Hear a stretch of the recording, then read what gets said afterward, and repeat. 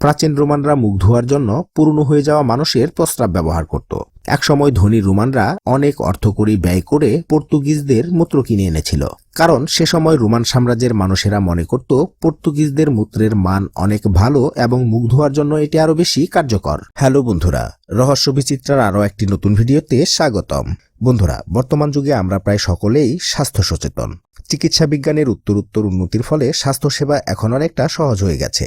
কিন্তু বন্ধুরা, জানেন কি, বিজ্ঞানের ছোঁয়া না পেলেও প্রাচীনকালের মানুষরাও কিন্তু স্বাস্থ্য সচেতন ছিল। তবে তারা স্বাস্থ্য ভালো রাখার জন্য তৎকালীন স্বাস্থ্যবিধি মানতে এমন সব পদ্ধতির আশ্রয় গ্রহণ করত যা ছিল অত্যন্ত উদ্ভট ও হাস্যকর। প্রাচীনকালে স্বাস্থ্য রক্ষার তেমনই কিছু বৈচিত্র্যময় অদ্ভুত পদ্ধতি নিয়ে আমাদের আজকের আয়োজন। চলুন বন্ধুরা, ভিডিওটি শুরু করা যাক। বন্ধুরা, প্রাচীনকাল হতে মাথায় টাক পরা নিয়ে পুরুষরা উদ্বিগ্ন থাকত। ইতিহাসের অনেক শক্তিশালী ও ক্ষমতাবান পুরুষরাও মাথায় টাক পরা থেকে রেহাই পায়নি। যেমন বিখ্যাত রোমান সম্রাট জুলিয়াস সিজার তার চুলের অভাব লুকানোর জন্য তার মাথায় পুষ্প দিয়ে তৈরি বিশেষ এক ধরনের মুকুট পরতেন। ফ্রান্সের রাজা চতুর্দশ লুই পরচুলা তৈরি করার জন্য ছোটখাটো একটা দলই তৈরি করেছিলেন। স্বাভাবিকভাবে মাথার টাক পরার সমস্যা দূর করতে সেই সময়েও পুরুষেরা ডাক্তার ও ঔষধের শরণাপন্ন হতো। প্রায় 400 খ্রিস্টপূর্বাব্দের বিখ্যাত চিকিৎসক হিপোক্রেটিস টাক পরা প্রতিরোধ করার জন্য কবুতরের বিষ্ঠা, আফিম, হর্সরাডিশ, বিটরুট এবং বিভিন্ন রকম মশলার মিশ্রণ মাথায় মাখতে পরামর্শ দিতেন। দশম শতাব্দীতে শক্তিশালী ভাইকিং যোদ্ধারা তাদের ব্যক্তিগত স্বাস্থ্যবিধি এবং চেহারা সম্পর্কে খুব সংবেদনশীল ছিল। তারা তাদের মাথার টাক পরা আটকাতে মাথায় রাজহাঁসের মলমূত্র ঘষে ঘষে ব্যবহার করত। তাছাড়া 1700 শতকে ইংরেজরাও টাক সমস্যার সমাধানে তাদের মাথায় মুরগির মলমূত্র এবং সাবান তৈরির উপাদান লাই দিয়ে তৈরি বিশেষ এক প্রকার মিশ্রণ ব্যবহার করত।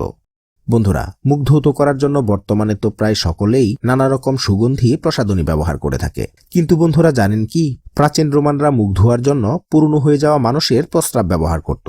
তৎকালীন রোমানরা মনে করত প্রস্রাবে থাকা অ্যামোনিয়া মুখের দাগ দূর করে এবং তাদের হাসিকে আরও সুন্দর করে তোলে। প্রস্রাবে অনেক দুর্গন্ধ থাকার পরেও রোমানরা দীর্ঘদিন ধরে এই পদ্ধতি ব্যবহার করে গেছে।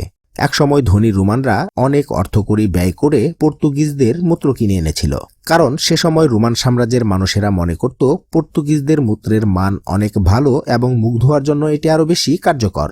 বন্ধুরা, বর্তমানে তো গর্ভনিরোধক হিসেবে নানা রকম ঔষধ ব্যবহার করা হয়, কিন্তু প্রাচীনকালে এমন একটা সময় ছিল যখন গর্ভনিরোধক হিসেবে কুমিরের মলমূত্র ব্যবহার করা হতো। 1889 সালে একদল প্রত্নতত্ত্ববিদ প্রায় 4000 বছর পূর্বে লিখিত মিশরীয়দের চিকিৎসা পাঠ্য কাহুন গাইনোকোলজিক্যাল প্যাপিরাস খুঁজে পান, যাতে বিভিন্ন বিষয়ের মধ্যে গর্ভাবস্থা কিভাবে প্রতিরোধ করা যায় সে সম্পর্কে 3টি নির্দেশিকা দেয়া রয়েছে। এদের মধ্যে একটি পদ্ধতি অনুযায়ী প্রাচীন মিশরীয় নারীদের যৌন মিলনের আগে তাদের যৌনাঙ্গে কুমিরের গোবর দিয়ে তৈরি বিশেষ এক ধরনের মিশ্রণ ব্যবহারের নির্দেশনা দেয়া হয়েছে।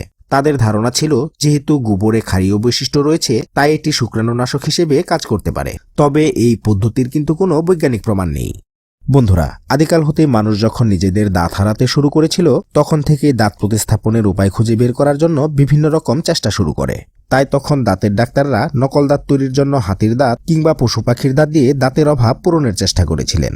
তবে তৎকালীন দাঁতের চিকিৎসকরা জানতেন যে নকল দাঁত তৈরির জন্য মানুষের দাঁতই সবচেয়ে সেরা, আর এজন্য কখনো কখনো ধনীরা দরিদ্রদের দাঁত তুলে নেওয়ার জন্য অর্থ প্রদান করত।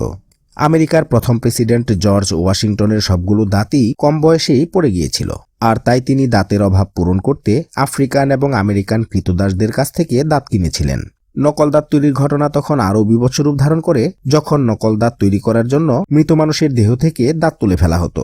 এমনই একটি কুখ্যাত ঘটনা হলো 1815 সালে ওয়াটারলুতে যুদ্ধের পরে মৃতদের দেহ থেকে দাঁতগুলো তুলে ফেলা হয়েছিল।